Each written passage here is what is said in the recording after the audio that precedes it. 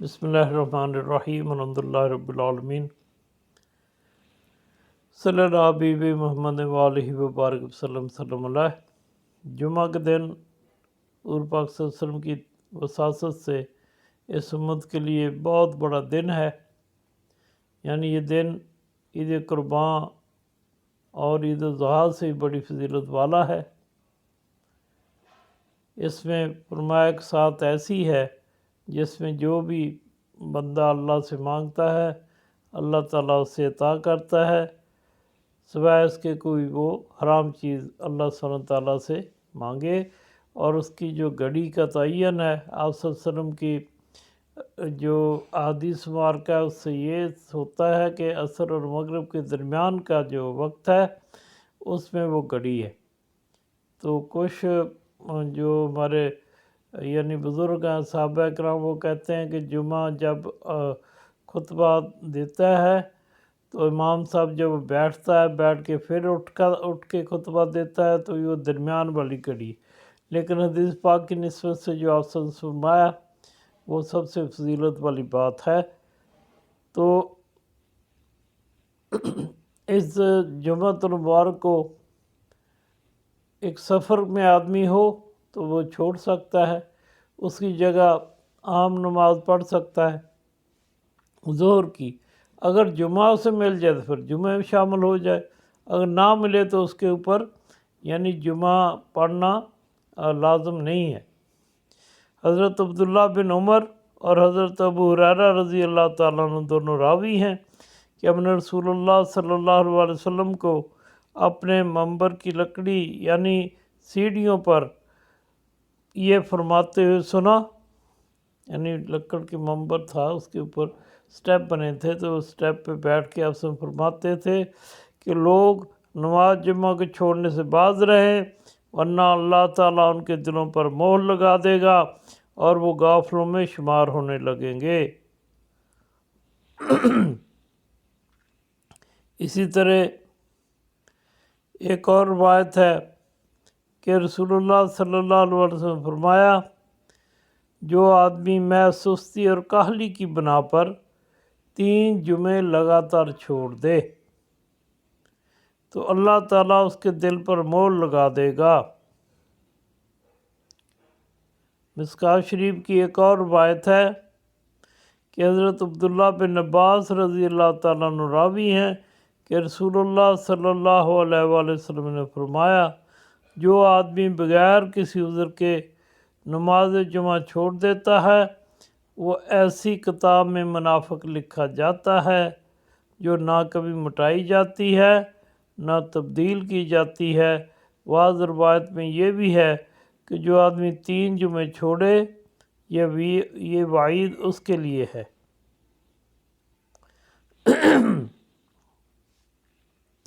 इसलिए जुमे को बिल्कुल यानी जानबूझ के नहीं छोड़ना चाहिए बल्कि मोहब्बत के साथ इसकी अदायगी करनी चाहिए। हाँ जी, कोशिश करे कि आदमी वज़ू करके मसवाक करके खुशबू लगा के अच्छे कपड़े पहन के जाए और इमाम के करीब बैठे खुतबा सुने, उसमें कोई गैर शरई बात ना करे तो फरमाया उस जुमे का जो है सवाब यानी अगले वाले जुमे तक के दिनों के लिए उसके गुनाहों का कफ़ारा हो जाता है। कुरान पाक में सिर्फ नमाज जुमा की अज़ान का ज़िक्र आया और बाद में फरमाया कि जब जुमे की अज़ान दी जाए तो नमाज के लिए हाज़िर हो जाओ। यानी कुरान पाक का हुक्म है कि जब जुमे की अज़ान हो तो फ़ौरन मस्जिदों की तरफ चल दिया करो। या अय्युहल्लज़ीना आमनू इज़ा नूदिया लिस्सलाति मिन यौमिल जुमुअति फस्अऊ इला ज़िक्रिल्लाहि व ज़रुल बैअ ज़ालिकुम खैरुल लकुम इन कुंतुम तअलमून। यानी ईमान वालो जब जुमा के दिन जुमे की नमाज के लिए अज़ान दी जाए तो फ़ौरन अल्लाह का ज़िक्र यानी नमाज की जुमे की तरफ चल दिया करो की तरफ तेज़ी से चल पड़ो और ख़रीदो फरोख्त छोड़ दो। हाँ जी, तो ये तुम्हारे हक़ में बेहतर है अगर तुम्हें इसका इल्म है। حضرت ابو ہریرہ رضی اللہ تعالیٰ سے مروی ہے، فرمایا نبی کریم صلی اللہ علیہ وسلم فرمایا، جس شخص نے وضو کیا اور اچھی طرح وضو کیا، پھر جمعہ پڑھنے آیا، خاموشی سے خطبہ سنا، اس کے اس جمعے سے لے کر گزشتہ جمعے تک اور 3 دن زائد کے گناہ معاف کر دیے جاتے ہیں۔ میں نے پہلے آئندہ جمعے تک کے لیے کہا تو وہ غلط ہے۔ آپ صلی اللہ علیہ وسلم کی حدیث کے مبارک یہ ہے کہ گزشتہ جمعے تک، یعنی جو جمعہ گزر چکا اس سے لے کے اس جمعہ تک کے درمیان اس کے جو گناہ ہیں، اللہ سبحانہ وتعالیٰ اس جمعہ کے پڑھنے کی برکت سے معاف کر دیتا ہے، بلکہ فرمایا 3 دن زائد کے گناہ ہیں جی۔ حضرت ابو ہریرہ رضی اللہ تعالیٰ عنہ کہتے ہیں، رسول اللہ صلی اللہ علیہ وآلہ وسلم نے فرمایا، جب جمعہ کے دن آتا ہے تو مسجد کے دروازے پر فرشتے آنے والے کو، یعنی فرشتوں کے پاس رجسٹر ہوتے ہیں، تو آنے والوں کے نام لکھتے ہیں کہ فلاں فلاں آدمی نماز جمعہ کے لیے آیا۔ جو پہلے آئے اس کو پہلے لکھتے ہیں، اور جب امام خطبے کے لیے بیٹھ جاتا ہے تو وہ اپنے اعمال ناموں کو لپیٹ لیتے ہیں۔ اس کے بعد جو آتا ہے وہ اس کا نام اس جمعے کی نماز میں درج نہیں کیا جاتا، اور خود بھی آ کر، یعنی جو امام خطبہ دیتا ہے تو اس خطبے کو سنتے ہیں۔ جلدی آنے والا اس شخص کی طرح ہوتا ہے جو اللہ تعالیٰ کی راہ میں، یعنی سب سے پہلے آنے والا جو جمعہ کے لیے آئے، اس کا ثواب اتنا ہے جیسے 1 اونٹ صدقہ اللہ تعالیٰ کی راہ میں کیا جاتا ہے۔ 1 اونٹ کے ثواب صدقے کے برابر ثواب ملتا ہے۔ اس کے بعد آنے والے شخص کو 1 گائے کا صدقے کا ثواب ملتا ہے۔ اس کے بعد والا تیسرا شخص، یعنی اس کی مثال ایسی ہے جیسے مینڈا، یعنی بکرا یا دمبا جسے کہتے ہیں، اس کے صدقے کا ثواب ملتا ہے۔ پھر اس کی مثل سے، یعنی اس کے بعد میں جو آتا ہے تو اسے مرغی صدقہ کرنے کا ثواب ملتا ہے، اور اس کے بعد میں جو آتا ہے اسے مرغی کا انڈا صدقہ کرنے کا ثواب ملتا ہے۔ حضرت اوس بن اوس رضی اللہ تعالیٰ عنہ فرماتے ہیں کہ نبی کریم صلی اللہ علیہ وآلہ وسلم فرمایا، جس نے جمعہ کے دن غسل کیا اور جلدی مسجد میں حاضر ہوا، امام کے قریب ہو کر خاموشی کے ساتھ غور سے خطبہ سنا، تو اس کے لیے ہر قدم کے بدلے 1 سال کے روزوں اور قیام کا ثواب ہے۔ سبحان اللہ۔ پھر دوبارہ سنیں، آپ صلی اللہ علیہ وسلم فرمایا، یہ ترمذی اور جامع صحیح کی روایت ہے، آپ صلی اللہ علیہ وسلم فرمایا، جس نے جمعہ کے دن غسل کیا اور جلدی یعنی مسجد میں حاضر ہوا، امام کے قریب ہو کر خاموشی کے ساتھ بیٹھ گیا، اور پھر اس کا جو ہے خطبہ سنا، خطبہ سننے کے درمیان خاموشی اختیار کی، ادھر ادھر کی نہ بات کی نہ دھیان کیا ہیں جی، تو اس کے لیے ہر قدم کے بدلے 1 سال کے روزوں اور قیام کا ثواب ہے۔ یعنی جہاں سے وہ چل کے آیا مسجد میں تو اتنا بڑا ثواب ہے، ایک قدم کے اوپر، فرمایا 1 قدم کے اوپر 1 سال کے روزوں اور 1 سال کا قیام۔ سبحان اللہ، کتنی خوبصورت بات ہے۔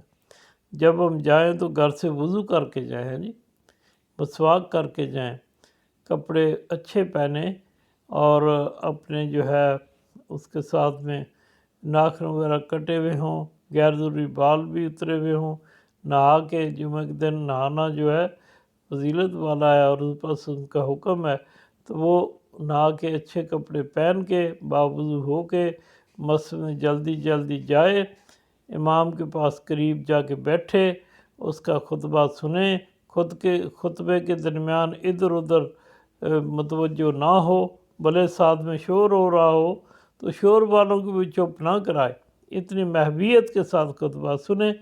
تو آپ صلی اللہ علیہ وسلم نے فرمایا کہ اس کے ہر قدم کے بدلے 1 سال کے لیے کے روزوں اور قیام کا ثواب لکھا جاتا ہے۔ یہ حضور پاک صلی اللہ علیہ وسلم کی نسبت سے اس امت کے لیے انعامات ہیں۔ تو ہمیں جمعہ والے دن آپ صلی اللہ علیہ وسلم کی طرف سے حکم ہے کہ جمعہ والے دن یعنی تمہارا درود پڑھنا میرے اوپر پہنچ جاتا ہے۔